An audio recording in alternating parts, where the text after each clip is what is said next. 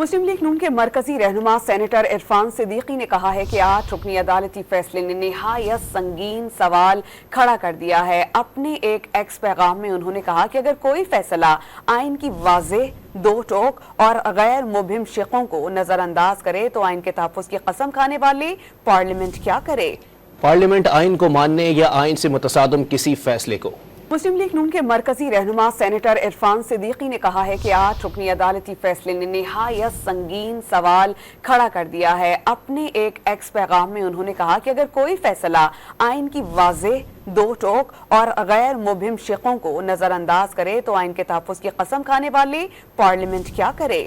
Parliament آئین کو ماننے یا آئین سے متصادم کسی فیصلے کو۔